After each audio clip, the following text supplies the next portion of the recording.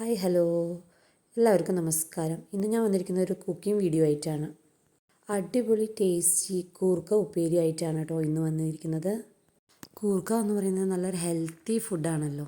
ആർക്കും ഇഷ്ടപ്പെടാതിരിക്കില്ല, എല്ലാവർക്കും ഒരുപാട് ഇഷ്ടമുണ്ടായിരിക്കുന്ന ഒരു വിഭവമാണ് കേട്ടോ കൂർക്ക ഉപ്പേരി.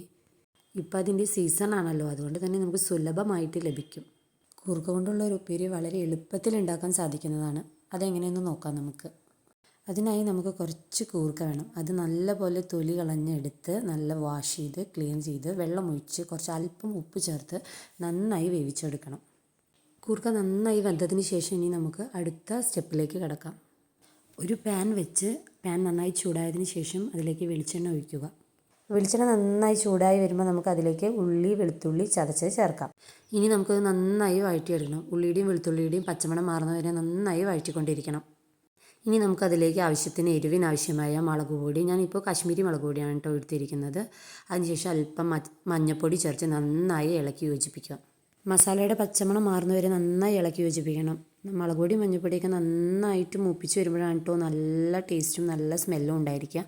അതിനുശേഷം നമുക്കതിലേക്ക് ആവശ്യമായ കറിവേപ്പില ചേർക്കാം. ഏതൊരു ഉപ്പേരിയുടെയും ടേസ്റ്റ് എന്ന് പറയുന്നത് നമ്മൾ അതിലേക്ക് ചേർക്കുന്ന ഇൻഗ്രീഡിയൻസ് നല്ലപോലെ വഴറ്റിയെടുത്ത് അതിൻ്റെ ഒരു നല്ലൊരു സ്മെല്ല് വരുമ്പോഴാണ് കേട്ടോ. ഇനി അവസാനമായി നമുക്കിതിലേക്ക് വേവിച്ച് വെച്ച കൂർക്ക ചേർത്ത് നന്നായി ഇളക്കി യോജിപ്പിക്കാം. വഴറ്റിയെടുത്ത മസാലകളെല്ലാം നല്ലപോലെ കൂർക്കയിലേക്ക് പിടിക്കാൻ വേണ്ടി നല്ലപോലെ ഇളക്കി യോജിപ്പിച്ചെടുക്കാം. കുറച്ച് നേരം 5 മിനിറ്റ് നമുക്ക് നല്ലപോലെ വേവിച്ചെടുക്കാം. അതിൽ എണ്ണയും വെളുത്തുള്ളി ഉള്ളി മസാലകളെല്ലാം ചേരാൻ വേണ്ടിയിട്ട് നല്ലപോലെ വേവിച്ചെടുക്കാം.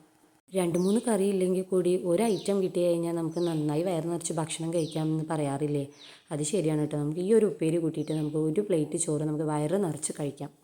ഇന്നത്തെ ഈ റെസിപ്പി എല്ലാവർക്കും ഇഷ്ടമായി വിചാരിക്കുന്നു. ആരും വീട്ടിൽ ട്രൈ ചെയ്യാൻ മറക്കരുത്. വീഡിയോ ഇഷ്ടപ്പെട്ടാൽ ലൈക്കും കമൻറ്റും ചെയ്യണേ. ഇനിയൊരു അടുത്തൊരു കുക്കിംഗ് വീഡിയോ ആയിട്ട് ഇനിയും കാണാം. Tata bye bye, see U.